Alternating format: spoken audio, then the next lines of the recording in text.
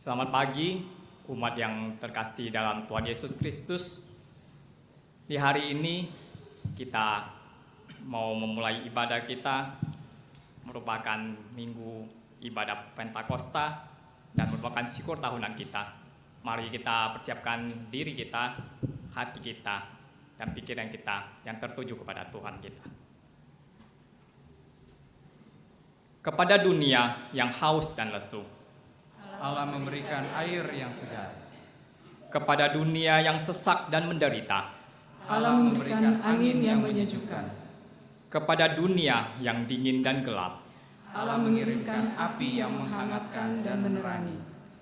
mari kita memujinya, sebab Roh Kudus telah turun di antara kita. Haleluya.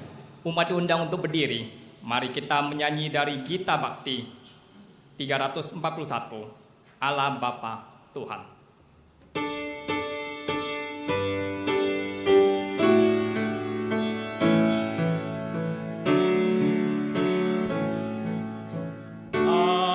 Amangka suruhan, kasuruhan Engkau, muka anai lalang,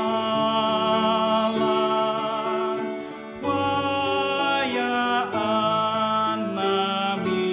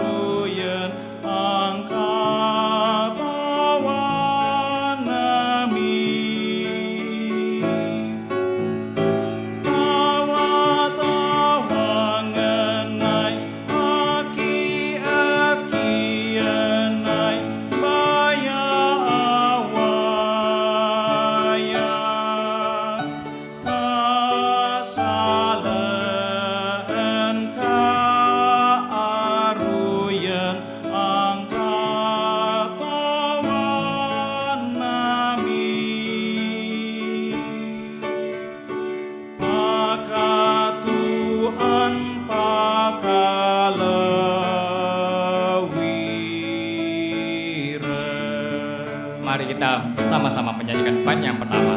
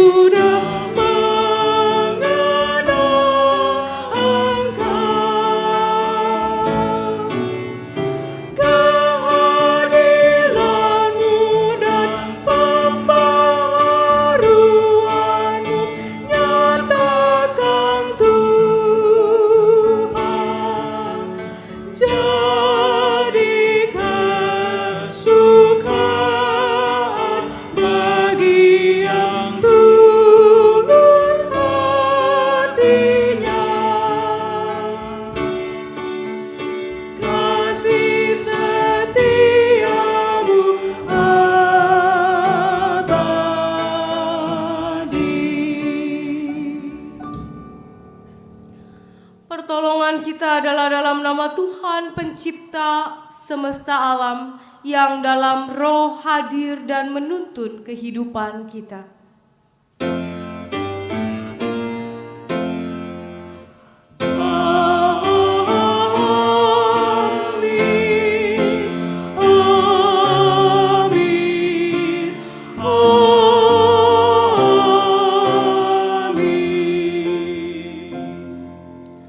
Kasih karunia dari Allah Bapa kita dan dari Tuhan Yesus Kristus menyertai kita sekalian. Dan beserta saudara juga.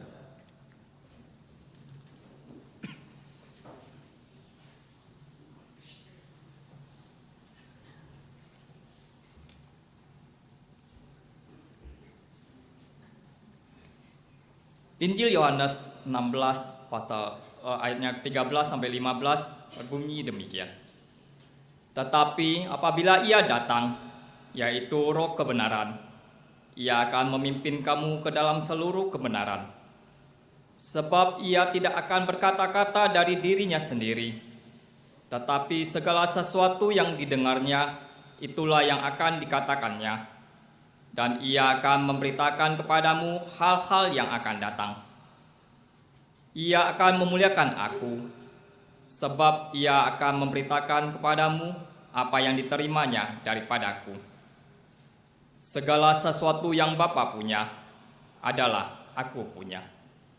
Sebab itu Aku berkata, Ia akan memberitakan kepadamu apa yang diterimanya daripadaku. Mari kita menyanyi dari PKJ 19 pertama sampai yang ketiga. Mari sembah.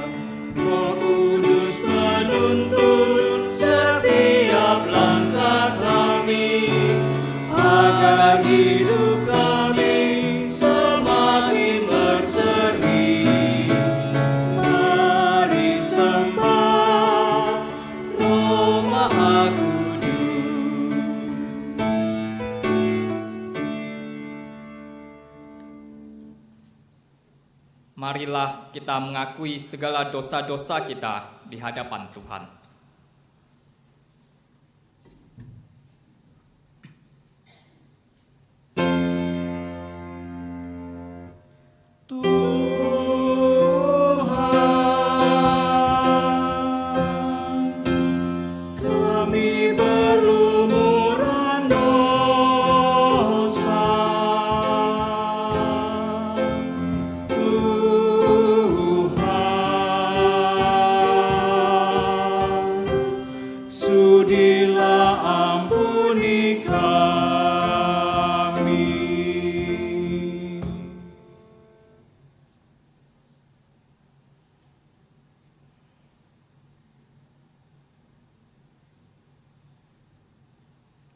Kami mengaku bahwa kami sering terjebak dalam kesibukan yang membuat kami jauh darimu.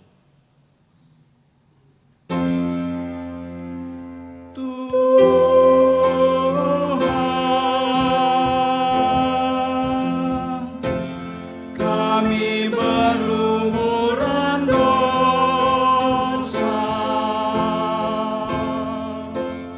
Tuhan, sudilah ampuni kami.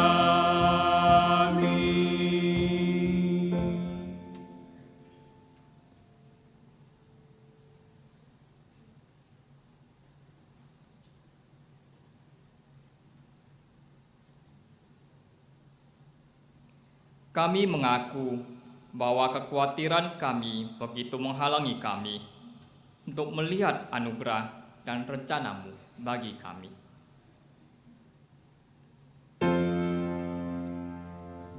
Tuhan,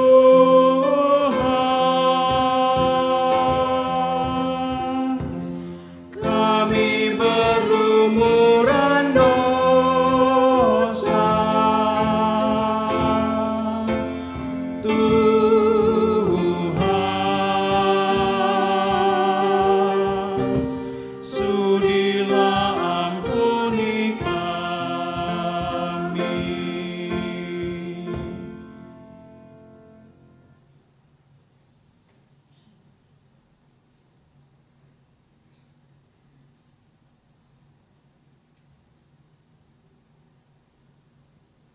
Kami mengaku bahwa keegoisan kami membuat kami jauh dan terasing dari sesama kami.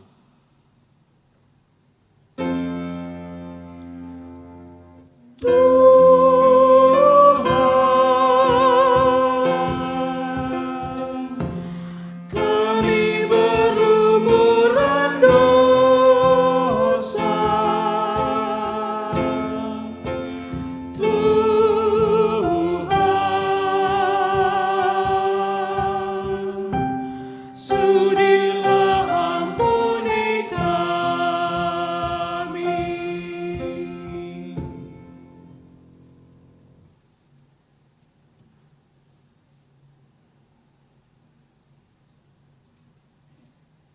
Dengarkanlah doa kami ya Tuhan, dan berilah telinga kepada keteriakan kami minta tolong.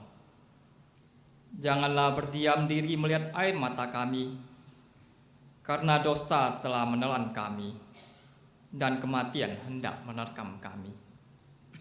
Ampunilah dan bebaskanlah kami, ya Allah, di dalam Yesus Kristus. Amin. Umat diundang untuk berdiri. Berita anugerah diambil dari Titus 3 ayatnya yang 4 sampai ke 7. Tetapi ketika nyata kemurahan Allah, juru selamat kita, dan kasih-Nya kepada manusia, pada waktu itu Dia telah menyelamatkan kita.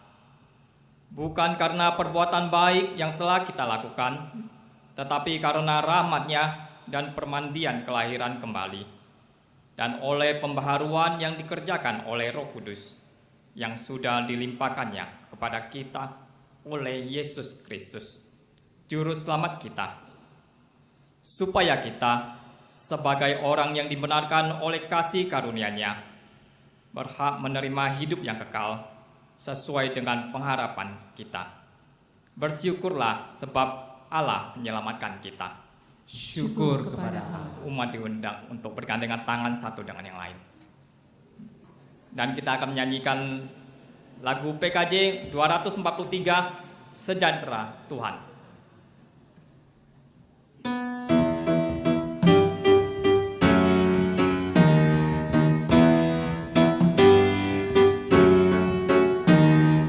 Sejahtera Tuhan, sejahtera Tuhan, yang hidup dan menghidupkan, bagimu, bagiku, dan siapapun yang ada di dunia ini.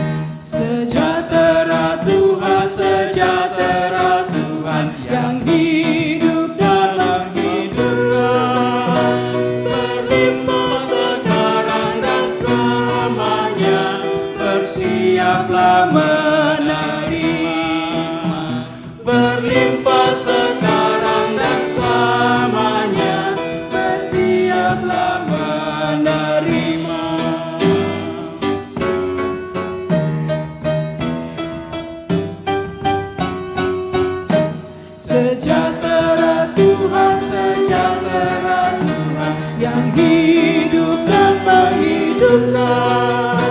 Tak dapat berdiri sendiri, hendaknya kau bagi-bagi. Tak dapat berdiri sendiri, hendaknya kau bagi-bagi.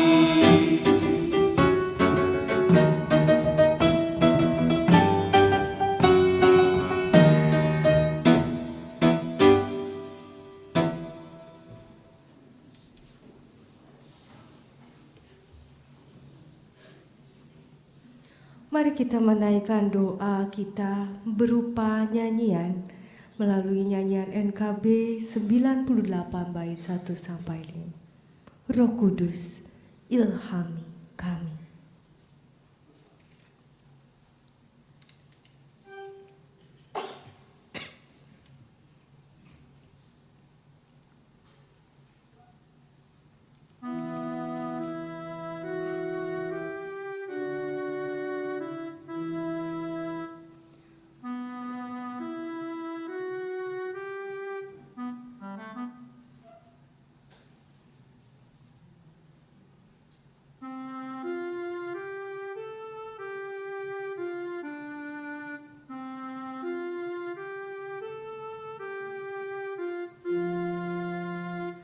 Roh Kudus ilhami kami umat-Mu, datang dan kuduskan kidung yang merdu. Roh Kudus adakan doa umat-Mu, ajar kami ucap apa yang perlu. Roh Kudus terangi hati umat-Mu, agar memahami kitab yang kudus. Roh Kudus jadikan kami umat-Mu meneladan Yesus yang lemah lembut. Roh Kudus tolonglah kami selamanya menentang yang jahat oleh yang benar. Amin.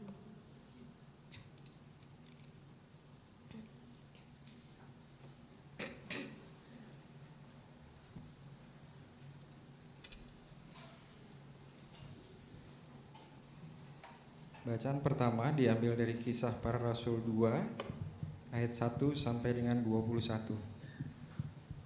Kisah Para Rasul 2 ayat 1 sampai dengan 21. Ketika tiba hari Pantekosta, semua orang percaya berkumpul di satu tempat. Tiba-tiba turunlah dari langit suatu bunyi seperti tiupan angin keras yang memenuhi seluruh rumah di mana mereka duduk. Dan tampaklah kepada mereka lidah-lidah seperti nyala api yang bertebaran dan hinggap pada mereka masing-masing. Maka penuhlah mereka dengan Roh Kudus. Lalu mereka mulai berkata-kata dalam bahasa-bahasa lain, seperti yang diberikan oleh Roh itu kepada mereka untuk mengatakannya. Waktu itu di Yerusalem diam orang-orang Yahudi yang saleh dari segala bangsa di bawah kolong langit. Ketika turun bunyi itu, berkerumunlah orang banyak. Mereka bingung karena mereka masing-masing mendengar rasul-rasul itu berkata-kata dalam bahasa mereka sendiri. Mereka semua tercengang-cengang dan heran, lalu berkata, "Bukankah mereka semua yang berkata-kata itu orang Galilea? Bagaimana mungkin kita masing-masing mendengar mereka berkata-kata dalam bahasa kita sendiri, yaitu bahasa yang kita pakai di negeri asal kita? Kita orang Partia, Media, Elam, penduduk Mesopotamia, Yudea dan Kapadokia, Pontus dan Asia, Frigia dan Pamfilia, Mesir dan daerah-daerah Libya yang berdekatan dengan Kirene, pendatang-pendatang dari Roma, baik orang Yahudi maupun penganut agama Yahudi, orang-orang Kreta dan orang Arab, kita mendengar mereka berkata-kata dalam bahasa kita sendiri tentang perbuatan-perbuatan besar yang dilakukan Allah." Mereka semuanya tercengang-cengang dan sangat termangu-mangu sambil berkata seorang kepada yang lain, "Apakah artinya ini?" Tetapi orang lain menyindir, mereka sedang mabuk oleh anggur manis. Maka bangkitlah Petrus berdiri dengan ke-11 rasul itu, dan dengan suara nyaring ia berkata kepada mereka, "Hai kamu orang Yahudi, dan kamu semua yang tinggal di Yerusalem, ketahuilah dan camkanlah perkataanku ini. Orang-orang ini tidak mabuk seperti yang kamu sangka, karena hari baru pukul 9. Tetapi itulah yang difirmankan Allah dengan perantara Nabi Yoel. Akan terjadi pada hari-hari terakhir, demikianlah firman Allah, bahwa aku akan mencurahkan rohku ke atas semua manusia. Maka anak-anakmu laki-laki dan perempuan akan bernubuat, dan teruna-terunamu akan mendapat penglihatan-penglihatan, dan orang-orangmu yang tua akan mendapat mimpi. Juga ke atas hamba-hambaku laki-laki dan perempuan akan kucurahkan rohku pada hari-hari itu, dan mereka akan bernubuat. Dan aku akan mengadakan mujizat-mujizat di atas di langit, dan tanda-tanda di bawah di bumi, darah dan api, dan gumpalan-gumpalan asap. Matahari akan berubah menjadi gelap gulita dan bulan menjadi darah, sebelum datangnya hari Tuhan, hari yang besar dan mulia itu. Dan barang siapa yang berseru kepada nama Tuhan akan diselamatkan." Demikianlah sabda Tuhan. Syukur kepada Allah.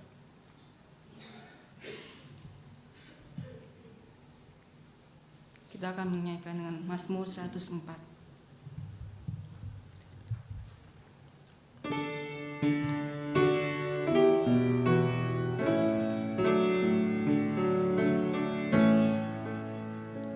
Datang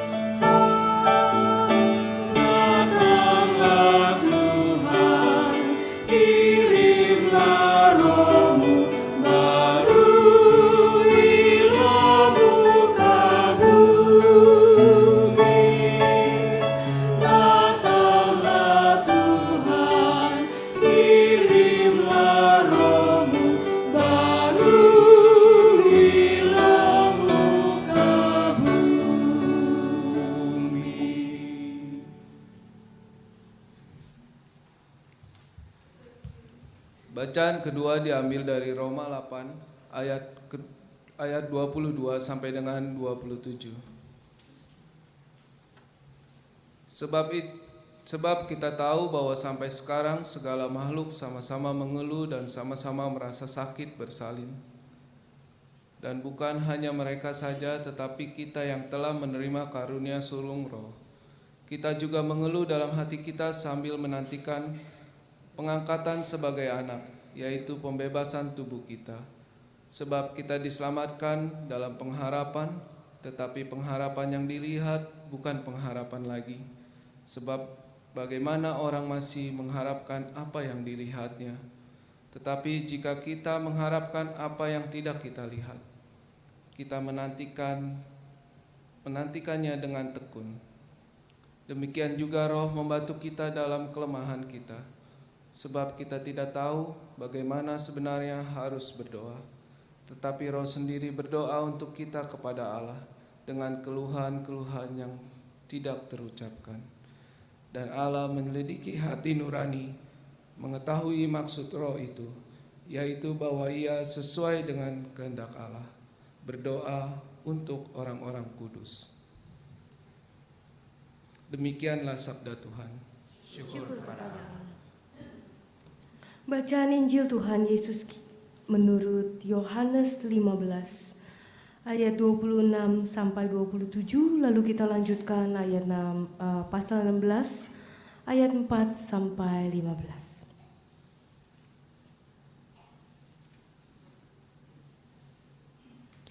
Jikalau penghibur yang akan kuutus dari Bapa datang, yaitu Roh kebenaran yang keluar dari Bapa, Ia akan bersaksi tentang aku. Tetapi kamu juga harus bersaksi, karena kamu dari semula bersama-sama dengan aku. Tetapi semuanya ini kukatakan kepadamu, supaya apabila datang saatnya kamu ingat bahwa aku telah mengatakannya kepadamu. Hal ini tidak kukatakan kepadamu dari semula, karena selama ini aku masih bersama-sama dengan kamu.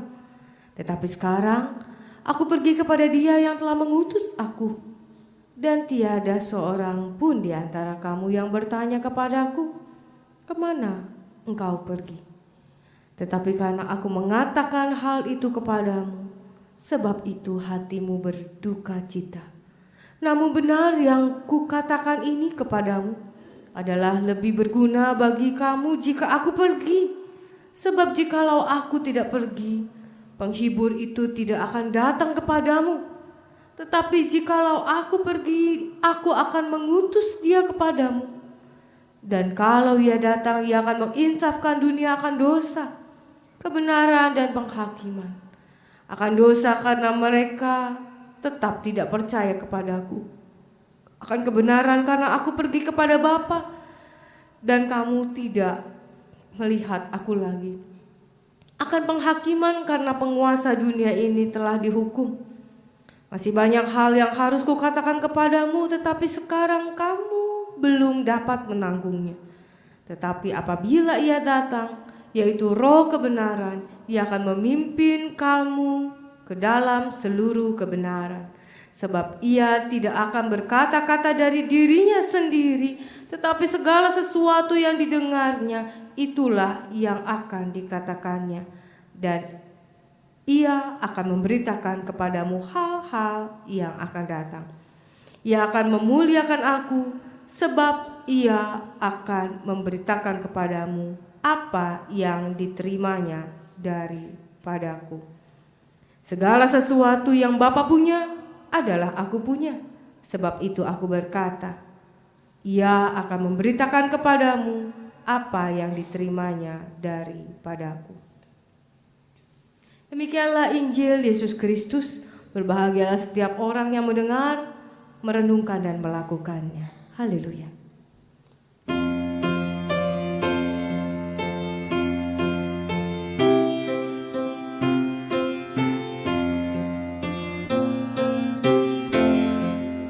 Haleluya, haleluya,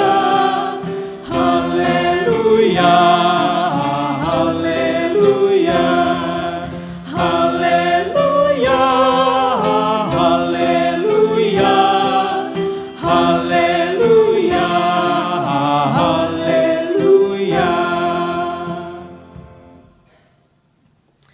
Selamat Hari Pentakosta, Bapak Ibu terkasih di dalam Tuhan.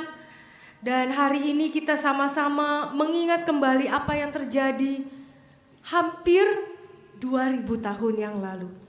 Yaitu ketika Roh Kudus turun dan begitu banyak hal yang luar biasa terjadi di tengah-tengah dunia. Bapak Ibu yang terkasih, hari ini tema kita pada Pentakosta tahun 2015 adalah karya Roh Kudus bagi dunia. Kalau kita mau tanya pada diri kita sendiri dan kalau kita mau baca firman Tuhan, apa sih karya Roh Kudus bagi dunia? Kira-kira kita bisa menjawab berapa banyak karya Roh Kudus buat kita? Berapa banyak karya Roh Kudus buat dunia? Kira-kira kalau mau dihitung pakai jari, lewat gak jarinya? Lewat ya Bapak Ibu sekalian.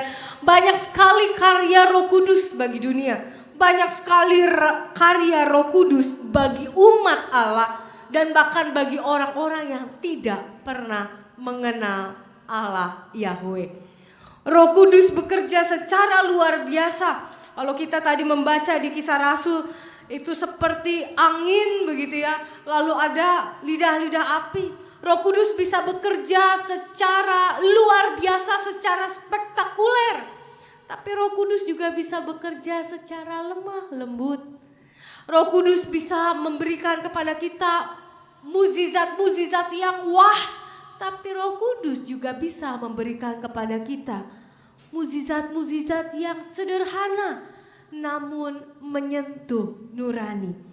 Nah, hari ini kita mau melihat paling tidak ada 3 karya besar Roh Kudus yang bisa juga kita nikmati hari demi hari. Yang pertama kita mau fokus pada bacaan kita melalui Kisah Rasul 2 ayat 6 sampai 8. Saya mau mengajak kita semua kembali untuk membuka Alkitab kita dari Kisah Rasul 2 ayat 6 sampai 8. Saya akan membacakannya buat kita semua. Ketika turun bunyi itu, berkerumunlah orang banyak. Mereka bingung karena mereka masing-masing mendengar rasul-rasul itu berkata-kata dalam bahasa mereka sendiri. Mereka semua tercengang-cengang dan heran. Lalu berkata, bukankah mereka semua yang berkata-kata itu orang Galilea? Bagaimana mungkin kita masing-masing mendengar mereka berkata-kata dalam bahasa kita sendiri, yaitu bahasa yang kita pakai di negeri asal kita. Kita sampai situ dulu. Kalau kita melihat di ayat 9, di situ ada orang Partia, Media, Elam, Mesopotamia, Yudea, Libya, Mesir, Pamfilia, Kapadokia. Wah, banyak sekali Bapak Ibu sekalian. Nah, sekarang apa yang mau kita pelajari? Kita lihat bahwa Roh Kudus ternyata memampukan kita untuk menggunakan bahasa manusia kalau di sini. Kalau di dalam bahasa aslinya menggunakan kata senolalia dan bukan glosolalia. Kita kenal memang karya Roh Kudus salah satunya adalah bahasa roh. Kita tidak menggunakan bahasa roh di dalam ibadah kecuali ada yang menerjemahkan, gitu ya. Dan semuanya harus diuji tentunya. Nah, ketika kemudian hari ini kita belajar ternyata Roh Kudus tidak hanya memampukan manusia berbahasa roh. Bahasa yang tidak dikenal oleh manusia itu sendiri tapi dikenal oleh malaikat. Karena gloso adalah artinya adalah bahasa, malaikat, lalia adalah bahasa. Gloso, lalia, bahasa malaikat, bahasa roh. Dan itu tidak bisa asal diterjemahkan. Kita juga harus memiliki karunia untuk menerjemahkan bahasa roh. Kalau kita mau mengacu pada bacaan 1 Korintus 13. Termasuk juga 1 Korintus 12. Nah, Bapak Ibu yang terkasih, hari ini ternyata Roh Kudus tidak hanya memberikan kepada kita bahasa roh. Bahkan mungkin banyak dari kita juga tidak memiliki karunia tersebut.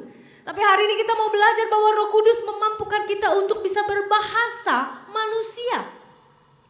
Berbahasa manusia di sini ada uniknya Bapak Ibu sekalian. Kalau kita perhatikan di sini Petrus dan semua rasul adalah orang Galilea. Kalau menurut kesaksian Kisah Para Rasul, Rasul Paulus dan semua orang para rasul itu adalah orang-orang Galilea. Mereka biasa menggunakan bahasa Galilea, bahasa Aram. Bahasa Aram atau bahasa Arab. gitu ya. Jadi itu adalah bahasa sehari-hari mereka, bahasa pasar mereka. Dan Petrus bersama dengan para murid bukanlah orang-orang yang pandai, dalam artian mereka bukanlah cendekiawan yang biasa menggunakan bahasa asing ataupun menguasai bahasa asing. Mereka berasal dari para nelayan.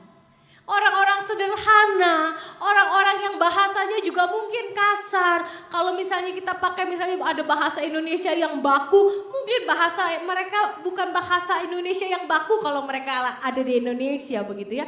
Bukan bahasa yang teratur, tapi bahasa yang acak-acak.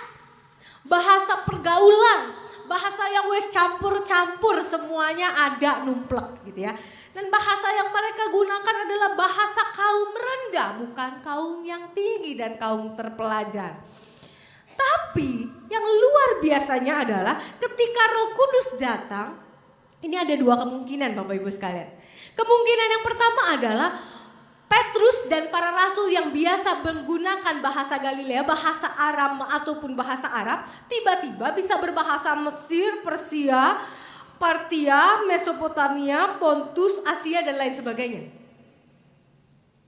Dari yang tidak bisa bahasa yang lain begitu ya. Kalau kita orang Indonesia paling nggak punya 3 bahasa. Bahasa Indonesia 1, kedua bahasa ibu kita, kalau saya ada Sunda, saya bisa bahasa Sunda, ada Jawa sedikit gitu karena saya dari Cirebon. Jadi Sunda, Jawa, sekarang menikah dengan Manado, saya sedikit bisa bahasa Manado begitu ya. Itu aja udah banyak begitu ya. Tapi bahasa Inggris mah nggak pernah jadi bahasa kedua atau ketiga kita gitu ya. Apalagi bahasa sehari-hari. Tapi paling nggak orang Indonesia itu bisa paling nggak 4 sampai 5 bahasa. Luar biasa kan orang Indonesia itu ya.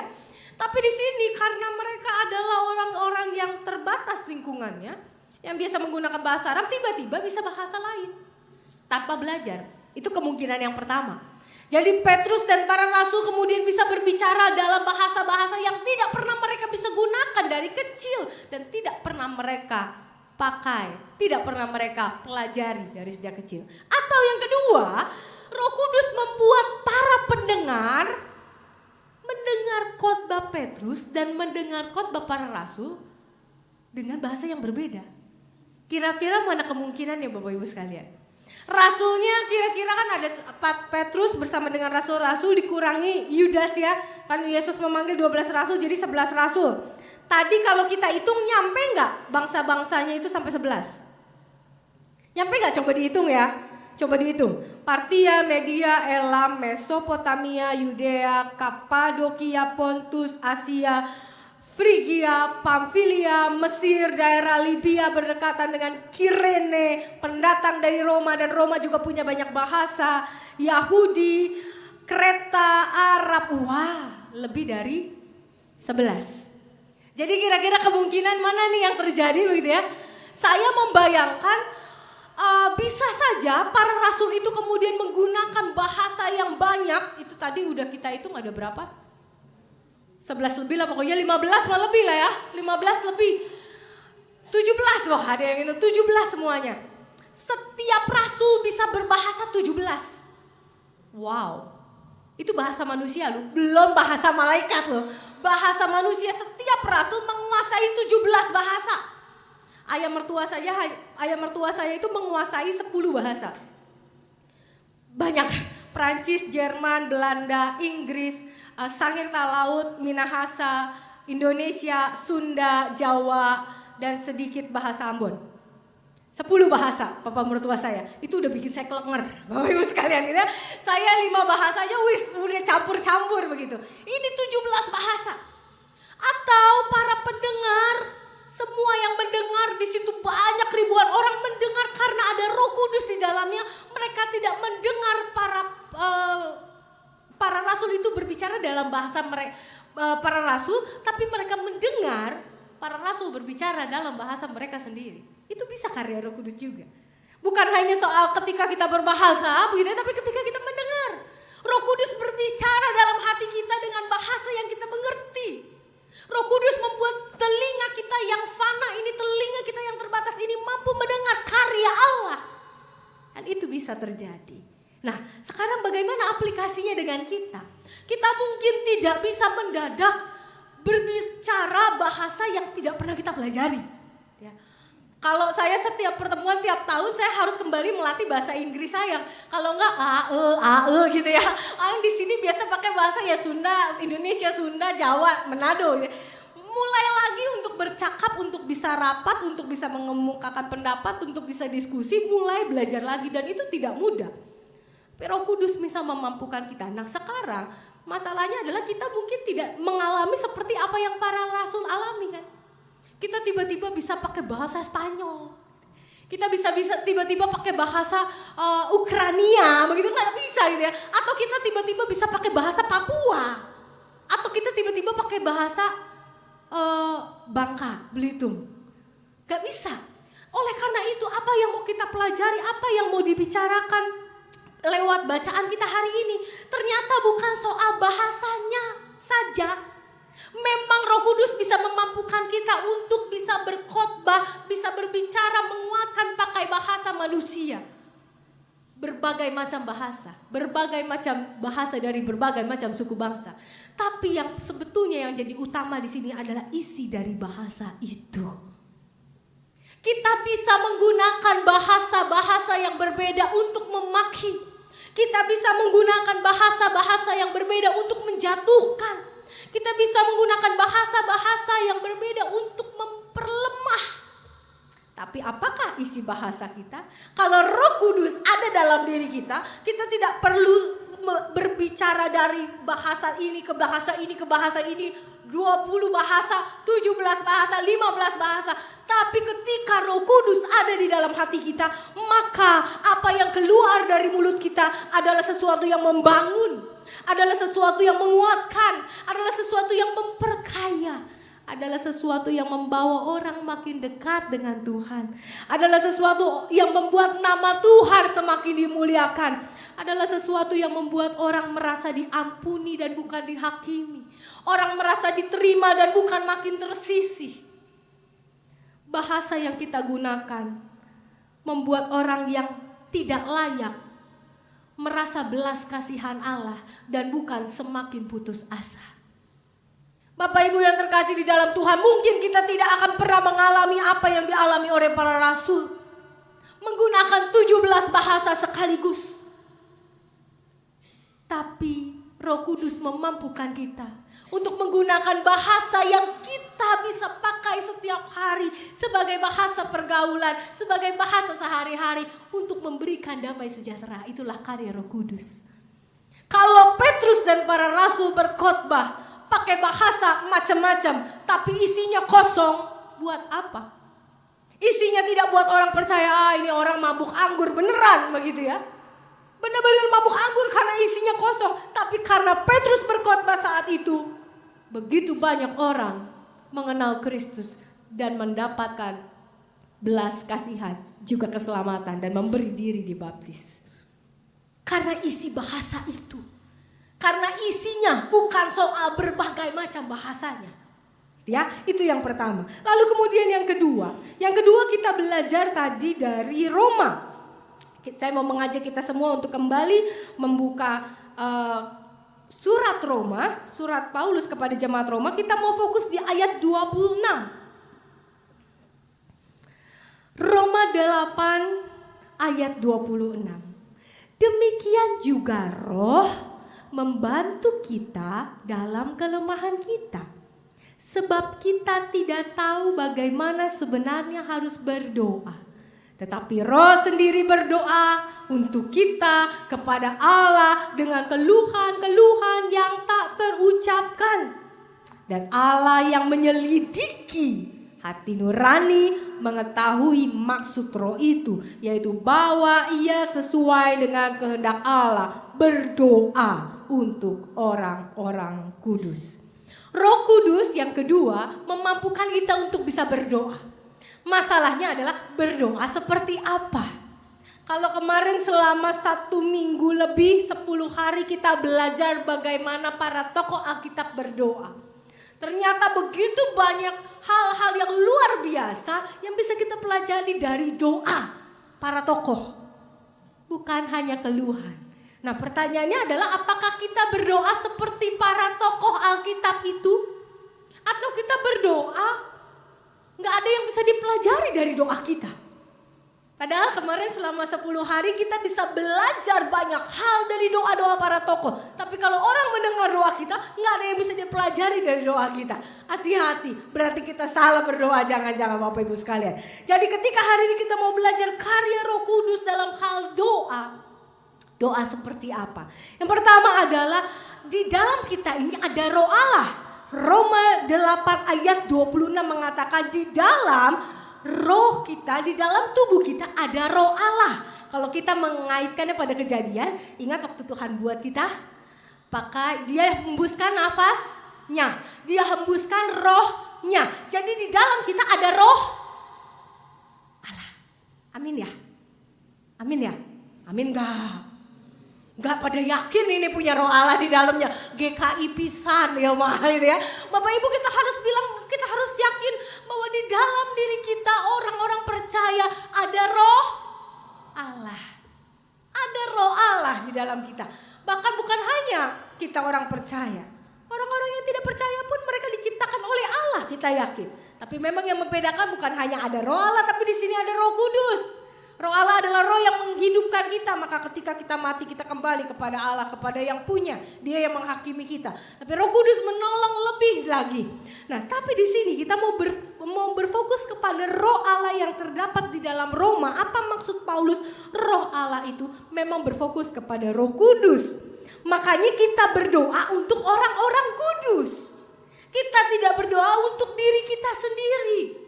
Kita berdoa bukan untuk memenuhi keinginan kita. Kita berdoa bukan untuk memenuhi hasrat hati kita, pikiran kita, cita-cita kita. Tapi cita-cita, pikiran, kehendak Allah. Jadi dikatakan roh itu berdoa sesuai dengan kehendak Allah. Pertanyaannya, ketika kita berdoa, apa isi doa kita? Apakah isi doa kita adalah kehendak kita? Atau kita bilang, jadilah kehendakmu di bumi seperti di surga. Seperti doa Bapa kami. Bahkan Yesus pun berdoa demikian. Kalau bisa cawan ini lalu daripada aku, tapi kalau tidak, jadilah kehendakmu Tuhan. Yesus saja begitu. Oleh karena itu Roh Kuduslah, Yesus ingin menunjukkan itulah doa yang tepat. Ketika kita berdoa memang ada banyak hal dalam hati kita yang bergesekan dengan kehendak Allah. Dan biasanya kita berdoa untuk menyampaikan kehendak hati, unek-unek hati. Kita curhat sama Tuhan. Tapi doa bukan sekedar curhat Bapak Ibu sekalian. Jangan sampai isi doa kita cuma curhat, curahan hati. Kalau nggak curcol gitu ya, curhat colongan gitu ya. Karena lagi kesel ada waktu sebentar doa gitu ya, tapi isinya curhat dan keluhan. Tapi bagaimana isi doa kita menggambarkan ada kepasrahan, ada ketaatan di dalamnya. Bukan kepasrahan, keberserahan. Beda, keberserahan orang yang berserah akan tetap melakukan yang terbaik. Tapi orang yang pasrah dia akan menyerah. Tapi bagaimana isi doa kita menjadi doa yang kita katakan Tuhan ini keinginanku tapi jadilah kehendakmu. Kalau kau tidak menginginkan ini tidak terjadi maka biarlah tidak terjadi. Tapi kalau kau melihat ada yang lebih baik biarlah yang terbaik itu yang terjadi. Itulah doa yang dipenuhi oleh Roh Kudus. Bukan langsung Tuhan saya pengennya ini kalau enggak saya ngambek. Tuhan saya pengennya ini dan harus kejadian. Tuhan saya pengennya itu dan harus terlaksana. Itu mah iman anak-anak Bapak Ibu sekalian. Anak-anak kan begitu. Kalau kita masih kecil nggak dikasih mainan sama orang tua, nangis begitu kan. Sampai guling-gulingan bisa. Saya pernah ke mall begitu yang ngelihat anaknya, "Ma pengen ini." Mamanya nggak kasih. Dia guling-gulingan. Aduh saya bilang, aduh untung saya belum punya anak dalam hati begitu ya. Bapak Ibu sekalian, tapi itu iman seorang anak. Ketika kita minta harus segala sesuatu dijawab, segala sesuatu harus diterima, segala sesuatu harus dimiliki, itu iman anak. Iman yang semakin dewasa, dia tahu otoritas Tuhan lebih tinggi daripada otoritasnya. Maka dia bilang, jadilah kehendakmu. Oleh karena itu tadi di Roma 8 ayat 27, sesuai kehendak Allah. Sehingga dia dapat berdoa untuk orang kudus dan supaya orang kudus juga bisa mengalami Allah dan supaya orang-orang kudus juga dapat mengalami kehendak Allah. Dia tidak berdoa untuk dirinya sendiri, tapi berdoa untuk orang lain. Dia berdoa untuk dirinya sendiri, tapi dia membiarkan Allah bekerja sesuai dengan kehendaknya, dengan bukan kehendak diri sendiri. Sehingga Allah di ayat ke-28, ini ayat hafalan dari zaman sekolah minggu ya Bapak Ibu sekalian. Sehingga setiap kita dan setiap orang kudus yang melihat hidup kita dapat mengatakan bahwa Allah turut bekerja dalam segala sesuatu untuk mendatangkan kebaikan. Tapi belakangnya ada buntutnya. Bagi orang-orang, ayo kita baca ya sama-sama ya Bapak Ibu sekalian. Tadi gak kita baca soalnya. Kita baca Roma 8 ayat 28, 2, 3. Kita tahu sekarang bahwa Allah turut bekerja dalam segala sesuatu untuk mendatangkan kebaikan bagi mereka yang mengasihi Dia, yaitu bagi mereka yang terpanggil sesuai dengan rencana Allah. Tuhan tidak hanya bilang bahwa aku akan memberikan segala sesuatu baik adanya. Aku akan bisa membuat hal-hal yang tidak baik jadi baik. Bukan hanya itu janji Tuhan. Tapi Tuhan berjanji bagi siapa? Bagi orang yang mengasihi Dia dan yang terpanggil menurut rencananya. Jadi kalau kita tidak mengasihi Dia dan tidak terpanggil sesuai rencananya, maka kita tidak akan mampu melihat segala sesuatu itu baik. Tuhan menjadikan dunia ini baik karena rohnya. Dan kita pun bisa melihat dunia ini baik. Sakit penyakit bisa jadi baik. Susah payah jadi bisa jadi baik. Musibah bisa jadi baik. Segala hal yang buruk pun bisa jadi baik. Kacamatanya kacamata Kristus. Selama kita mengasihi Allah, selama kita terpanggil menurut kehendak Allah, maka segala sesuatu bisa jadi baik. Karena Tuhan yang membuatnya menjadi baik. Yang ketiga, Yohanes 15 ayat 26. Mari kita buka sama-sama. Yohanes 15 ayat yang ke-26. Jikalau penghibur yang akan kuutus dari Bapa datang, yaitu roh kebenaran yang keluar dari Bapa, ia akan bersaksi tentang aku. Ini karya Roh Kudus yang besar yang ketiga. Ia akan bersaksi tentang aku. Dan Roh Kudus akan memampukan kita bersaksi tentang Kristus. Tapi apa artinya bersaksi tentang Kristus Bapak Ibu sekalian? Ini jadi persoalan. Banyak orang melihat kesaksian tentang Kristus terbatas hanya dalam Yesus itu mati buat menebus dosa. Yesus itu sudah bangkit, tandanya dia menang atas dosa. Yesus itu sudah naik buat nyediain rumah buat kita. Dan terbatas hanya itu saja. Padahal ketika firman Tuhan mengatakan di sini, kalau Roh Kudus datang, Dia akan membuat kita bersaksi tentang Kristus. Itu bersaksi tentang kehidupan Kristus, bukan hanya fakta-fakta yang juga ditulis dalam sejarah. Sejarah Roma secara Yahudi menulis bahwa Yesus memang disalib. Bahwa Yesus menderita luar biasa, itu ditulis dalam sejarah. Bahwa Yesus mati. Yesus bangkit, itu memang tidak ditulis secara gamblang di dalam sejarah Yahudi dan di dalam sejarah Romawi. Tapi dari mulut ke mulut begitu banyak kesaksian sehingga tertulislah kemudian dalam Alkitab kita. Tapi Bapak Ibu yang terkasih, kesaksian tentang aku, kita garis bawahi ya. Kesaksian tentang aku bukan melulu soal mati, bangkit, naik, Roh Kudus turun. Bukan. Karena sebelum Yesus mati, Yesus mengalami pergumulan iman yang panjang. 30 tahun. Sampai dia siap melayani di usia 30 tahun dan mati di usia 33 tahun. Bersaksi tentang Kristus adalah bersaksi juga menyatakan pergumulannya. Bahwa dia memang adalah Allah, tapi dia juga adalah manusia yang bergumul. Manusia yang sakit, manusia yang bisa mengeluh, manusia yang bisa berdosa. Tapi dia memilih untuk tidak melakukan itu semua. Dia bergumul. Dia berjuang Bapak Ibu sekalian. Dia berjuang sebagai manusia. Jangan pikir dia sebagai Allah dia tidak berjuang. Dia berjuang. Maka ketika kita bersaksi tentang Kristus, yang harus kita saksikan juga adalah pergumulannya. Ketaatannya, bagaimana dia menjadi Allah yang taat sampai mati, manusia yang taat sampai mati. Kesetiaannya, bagaimana dia setia sampai mati, bagaimana dia berkorban sampai mati, bagaimana dia mengalami sakit, bagaimana mengalami dihina, dikhianati, ditusuk dari belakang dan dari depan. Yesus mengalami itu semua. Dan proses itulah yang membuat kita melihat dia setia. Dia setia. Allah kita adalah Allah yang setia. Roh Kudus memampukan kita bukan hanya untuk memberitahu kepada dunia, kepada orang-orang, memberikan kesaksian bahwa Allah kita adalah Allah yang hidup, tapi bagaimana Roh Kudus membuat hidup kita dipenuhi oleh Allah yang hidup itu. Bagaimana hidup kita, perkataan kita, apa yang kita lakukan dipenuhi oleh Allah yang hidup itu. Roh Kudus memampukan kita untuk memberikan kesaksian bukan hanya lewat mulut, tapi lewat karya. 3 hal Bapak Ibu sekalian. Hanya 3 hal dari begitu banyak karya Roh Kudus yang bisa kita temukan dalam firman Tuhan, dalam Alkitab kita. Yang pertama-tama tadi masih ingat Bapak Ibu sekalian, Roh Kudus memampukan kita untuk berbicara dalam bahasa manusia, tapi yang penting adalah isi bahasanya. Isi perkataannya. Isi kata-katanya.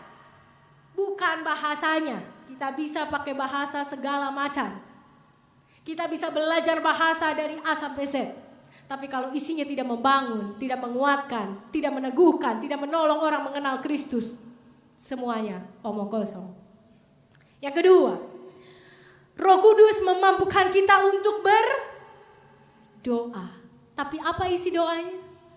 Doa yang sesuai dengan kehendak Allah. Bukan hanya lewat katanya jadilah kehendakmu, tapi sikap hati yang mengatakan jadilah kehendakmu. Karena kalau cuma di mulut, hidup bisa stres Bapak Ibu sekalian.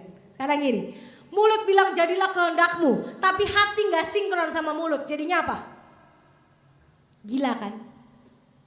Hatinya kesel, tapi ya udahlah Tuhan jadilah kehendakmu, tapi gak bisa Tuhan di hati gitu ya, di pikiran. Jadilah kehendakmu, tapi gak bisa Tuhan. Stres. Gila. Jadi ketika kita berdoa, berdoalah pakai ini. Bukan berdoa pakai ini. Berdoalah pakai hati, berdoalah pakai pikiran. Ini harus sinkron Bapak Ibu sekalian. Kalau gak sinkron, kita punya begitu banyak ambisi, kita punya begitu banyak keinginan, dan Tuhan bilang tidak. Dan kita jadi marah, kita jadi stres, kita jadi putus asa. Dan kita tidak bisa hidup dalam syukur kepada Allah. Biarlah kita berdoa dan hati kita mengatakan, jadilah kehendakmu, bukan kehendakku. Ketiga, Roh Kudus memampukan kita untuk bersaksi. Bersaksi bukan hanya tentang kematian di Kristus, kebangkitan Kristus, kenaikan Kristus dan turunnya Roh Kudus. Tapi bersaksi tentang bagaimana dia taat, bagaimana dia setia, bagaimana dia tekun, bagaimana dia mengampuni, bagaimana dia melayani, bagaimana dia melakukan yang terbaik. Itulah yang menjadi kesaksian kita lewat hidup kita. Ikutilah pengampunan Kristus ketika kita mengampuni orang lain. Ikutilah teladan Yesus ketika dia melayani dan ketika kita melayani. Ikutilah sikap hati Yesus untuk taat ketika kita mau belajar taat dengan Tuhan. Belajar taat dengan firman Tuhan. Belajar taat akan kemauan Tuhan. Ikutilah apa yang ada padanya. Bukan soal mati, bangkit, naik, dan turun Roh Kudus. Dan juga turun nanti untuk kedua kali. Itu ada di dalam fakta sejarah. Tapi banyak sejarah tidak menuliskan bahwa dia adalah pribadi yang sungguh mengasihi Allah. Dengan air matanya yang menetes ketika ia berdoa. Dengan peluhnya yang menjadi darah ketika ia berdoa. Ada pergumulan besar. Sejarah tidak menunjukkan pergumulan itu. Firman Tuhan menunjukkan pergumulan itu, tapi itu pun lewat tulisan, lewat huruf. Kita tidak menyaksikan secara langsung bagaimana dia bergumul. Kita tidak merasakan secara langsung bagaimana Yesus bergumul. Tapi Tapi kalau Roh Kudus ada, maka kita dimampukan untuk bisa sehati dengan Kristus. Bapak Ibu yang terkasih di dalam Tuhan, ada 3 hal yang hari ini kita pelajari. Dan biarlah Roh Kudus yang menolong kita adalah Roh Kudus yang betul-betul dari Allah dan bukan Roh Kudus. Kenapa? Karena ternyata Yohanes juga berkata di dalam suratnya 1 Yohanes 4 ayat 1. Saya mau membacakannya buat kita semua. Atau kita juga Bapak Ibu saya undang untuk membacanya bersama-sama. 1 Yohanes 4 ayat 1 menjadi ayat penutup kita dan yang membuat kita semakin berhati-hati di dalam melihat karya Roh Kudus. Sehingga kita tidak mudah tertipu karena begitu banyak nabi-nabi palsu, guru-guru palsu yang sekarang melanda dunia. Mari kita baca bersama 1 Yohanes 4 ayat 1, 2, 3. Saudara-saudaraku yang kekasih, janganlah percaya akan setiap roh, tetapi ujilah roh-roh itu apakah mereka berasal dari Allah, sebab banyak nabi-nabi palsu yang telah muncul dan pergi ke seluruh dunia.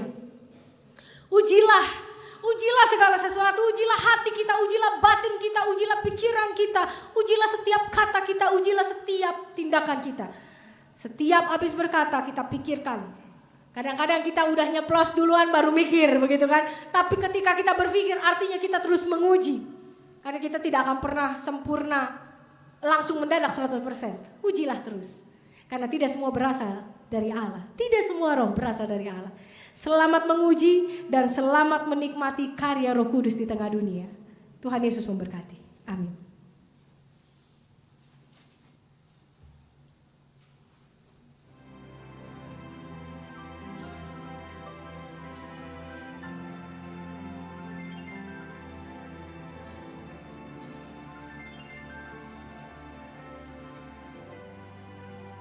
Paduan suara akan memuji Tuhan.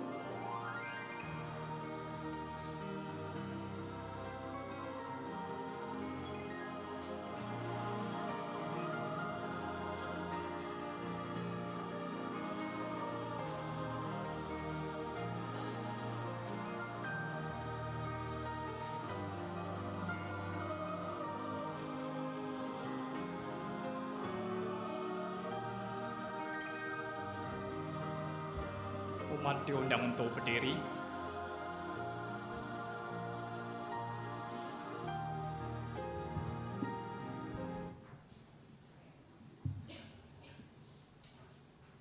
Bersama dengan umat Tuhan di sepanjang segala abad dan tempat, marilah kita ungkapkan iman percaya kita dengan menyanyikan KJ 280. Aku percaya.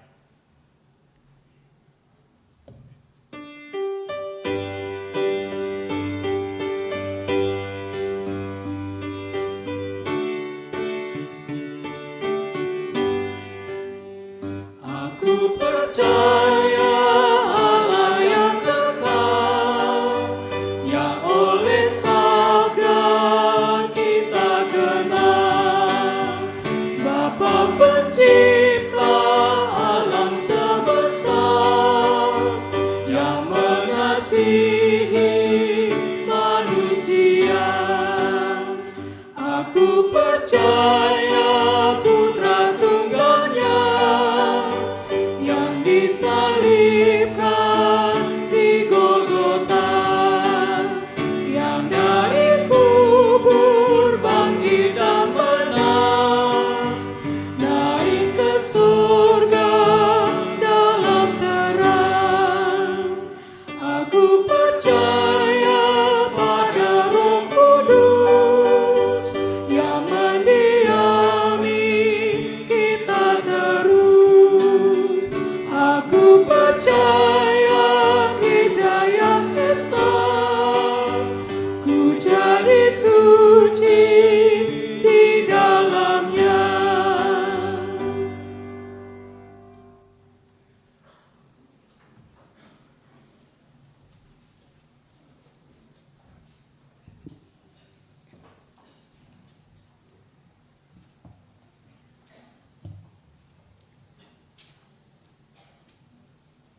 Gusti ingkang lenggah dipun dumateng kraton swarga,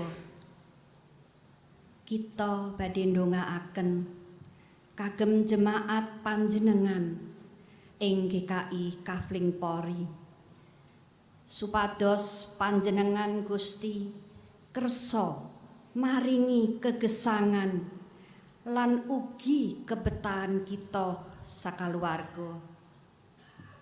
Kita badhe ndongaaken kagem kegesangan rohani kita, supados kita langkung tresna lan kangen terus nderek panjenengan Gusti, lan gesang ing pangenalan ingkang leres dumateng panjenengan Gusti. Ing asma panjenengan Gusti kita ngaturaken dedonga kita, matur sembah nuwun ing asma panjenengan Gusti.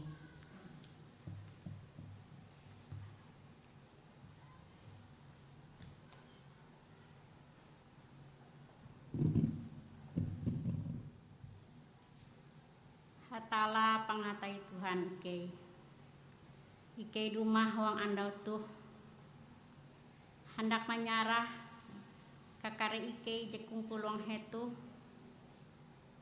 ije dumah dengan kerandah ate, dengan ate je pusang, dengan ate je asi-asi, dengan ate je kepehe, dengan ate je dia mangat. Tapi apang Ike hong surga, Ike percaya wang aram ije berasi, ije memberasi Ike, wang andau tuh, Ike hendak berlaku dua, akan cerita evangelion Ike, ije kehapus, gereja Kafling Polri, kehapus Indonesia, dan kia uras ulu are tau mahining akan cerita evangelion te akan menjadi barakat, menjadi hormat, menjadi cinta akan Ike samandiai. Hatala panghai Tuhan Ike menyarah karya berita evangelian itu agar tahu menjadi berakat, menjadi hormat, menjadi aram huang seluruh dunia tuh jadi berasi. Huang aran anakmu Yesus Ike berdoa.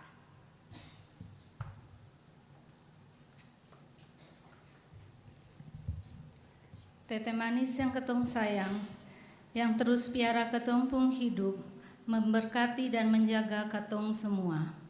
Ketong bersyukur par Tete manis karena semua anugerah itu, juga anugerah kehidupan kekal. Walau ketong hidup hampir selalu menyakiti hati Tete manis. Sekarang ketong mau berdoa for Indonesia, ketong pung negara tercinta ini sio. Tete manis berkati ketong pung presiden, menteri-menteri, gubernur, bupati, wali kota, dan semua aparatur negara sampai di desa. Kasih dong semua hati yang bijaksana dalam bertugas dan melayani masyarakat. Jauhkan dari semua godaan korupsi, kolusi, dan nepotisme, supaya katompung pemerintahan ini bisa jadi pemerintahan yang kuat dan bersih.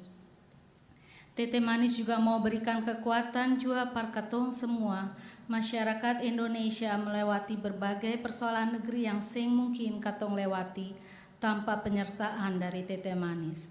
Nilai tukar rupiah yang melemah, isu bebas beras oplosan, perselisihan politik, kekerasan terhadap anak, kemiskinan, kurangnya lapangan pekerjaan, dan berbagai persoalan lain.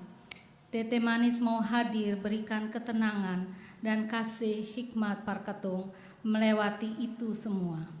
Katong percaya Tete manis adalah tangisan doa anak-anaknya. Ajar katong jua Tete manis untuk rendah hati dan memulai segala sesuatu dengan meminta pertolongan par Tete manis lebih dulu. Dan kebanyak Tete manis ini katong pung hidup, ini katong pung doa. Tete manis sayang katong dan memberkati katong semua. Tete manis dalam namamu katong semua berdoa. Ya Tuhan, dengarlah doa-doa kami. Doa-doa yang Kau tahu ada dalam hati dan pikiran kami. Engkau yang mendengar seluruh hati dan Kau yang menyelidiki seluruh hati kami. Dan biarlah apa yang kami sampaikan kepadamu mewujud nyata dalam kehidupan kami, bukan hanya lewat perkataan kami, sehingga kami senantiasa dapat memberikan yang terbaik bagi Tuhan, bagi gereja, bagi sesama kami. Tuhan sudah memberi banyak bagi kehidupan kami. Sudah waktunya kami memberi bagi Tuhan, bagi sesama, bagi kehidupan dunia ini. Tolonglah kami ya Tuhan di tengah keterbatasan kami, dan dalam namamu lah kami berdoa.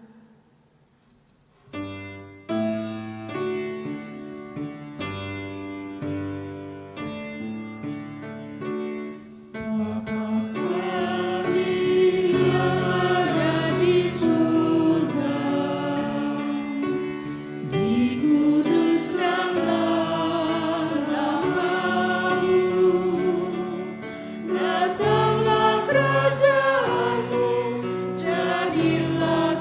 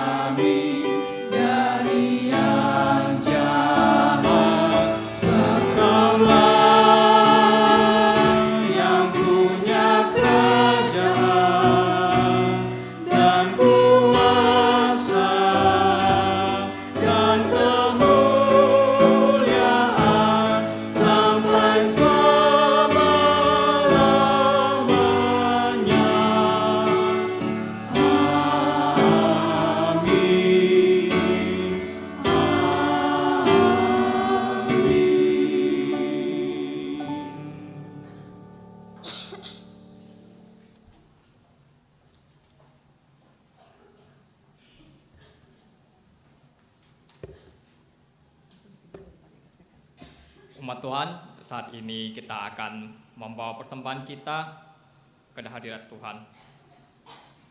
Pada syukur tahunan kita ini, kita akan membawa persembahan kita masing-masing ke depan. Dari bangku terdepan jalur tengah, kita akan ke depan membawa persembahan dan kembali ke tempat duduk dari pinggir kiri dan kanan.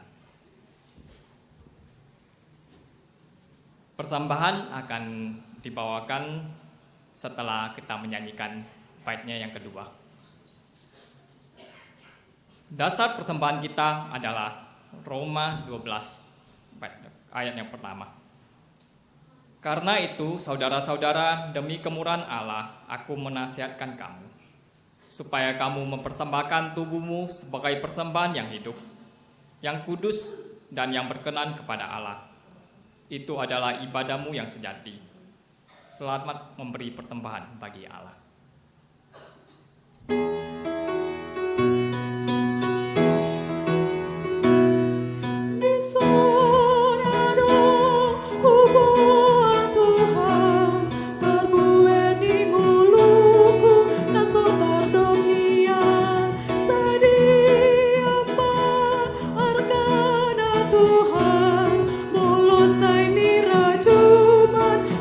Dengan basam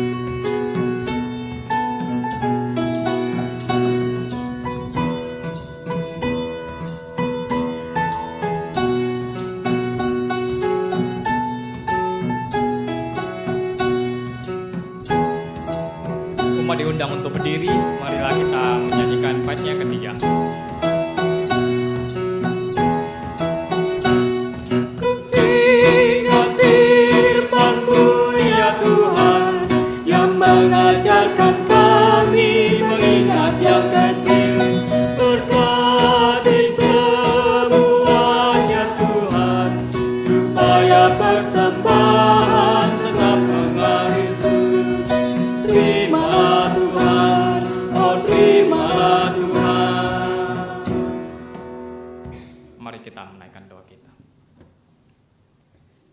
Tuhan, ya sungguh Bapa, kami mengucap syukur hanya kepadamu atas berapa besar anugerah dan berkat yang telah Engkau limpahkan dalam hidup kami, ya Bapa. Bapa, di pagi ini kami datang membawa persembahan kami. Ya Bapa, kiranya Engkau boleh sucikan, Engkau boleh kuduskan persembahan kami ini. Engkau juga, ya Bapa, yang boleh memberkati umat-Mu yang telah memberinya. Ya Bapa, kiranya persembahan ini boleh Engkau pakai melalui tangan-tangan yang mengolahnya. Biarlah boleh dipakai dengan bijaksana, ya Bapa, untuk memperlihatkan-Mu di bumi ini. Hanya dalam nama Tuhan Yesus kami berdoa dan berserah. Amin. Mari kita menyanyi dari NKB 104 banyak 1-3. Apinya berkobar dalam hatiku.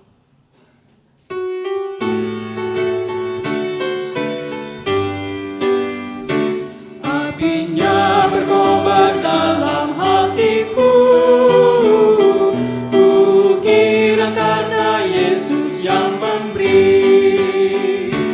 Dihangatkan jiwaku, tak perlu ku mengeluh, darahnya membasuh diriku bersih. Apinya terang, jiwaku senang, muliakanlah Tuhanku. Haleluya bergema, Yesus Raja yang benar. Apinya berkobar dalam hatiku.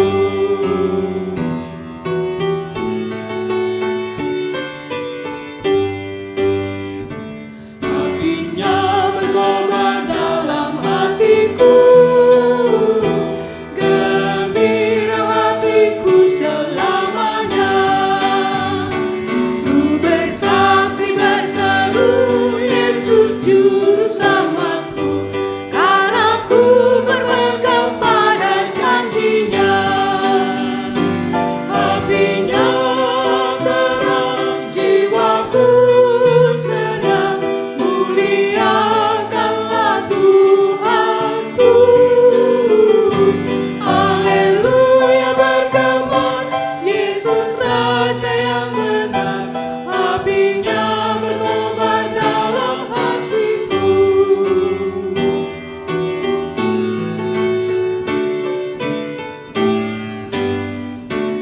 Apinya berkobar dalam hatiku, jiwaku selamat karena kuasanya. Nyalakan si dalamku, mengalahkan seteru, Roh memimpin hidupku seluruhnya. Apinya terang, jiwaku senang, muliakanlah Tuhanku. Haleluya bergema, Yesus Raja yang benar. Apinya berkobar dalam hatiku. Selama 50 hari kita merayakan kebangkitan dan kemenangan Kristus atas maut dan dosa. Kita mewartakan perbuatannya yang ajaib serta berdoa agar kuasa kebangkitan Kristus juga bekerja dalam kehidupan kita. Sebagai umat Allah yang bersekutu di GKI Kafling Polri, marilah kita hidup sesuai dengan pengakuan iman kita. Dengan penyertaan Roh Kudus, maukah kita berjalan dalam kehendak Allah dan percaya bahwa Ia akan menuntun kita senantiasa? Ya, kuatkanlah kami ya Allah. Maukah kita hidup saling mengasihi dan berbagi dengan sesama? Ya, kuatkanlah kami ya Allah. Maukah kita berlomba-lomba saling melayani dalam hidup persekutuan? Ya, kuatkanlah kami ya Allah. Maukah kita terus membawa terang Kristus kapanpun dan dimanapun kita berada? Ya, kuatkanlah kami ya Allah. Semoga Allah, sumber pengharapan, memenuhi kamu dengan segala sukacita dan damai sejahtera dalam iman kamu, supaya oleh kekuatan Roh Kudus kamu berlimpah-limpah dalam pengharapan. Amin.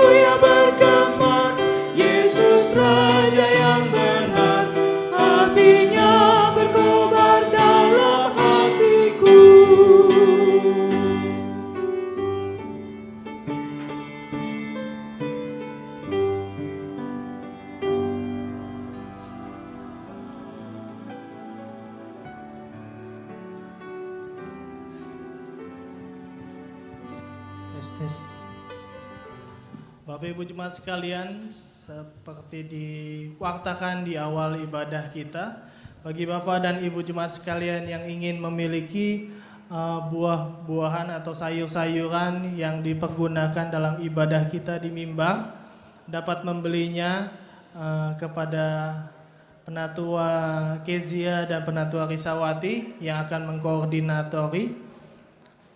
Harganya tidak kami tentukan, namun hasil dari penjualan ini akan kita satukan dengan ibadah dengan persembahan syukur tahunan kita kepada Tuhan. Terima kasih atas perhatiannya. Selamat bersukacita dalam ibadah syukur tahunan kita kali ini. Tuhan memberkati dan selamat hari Minggu.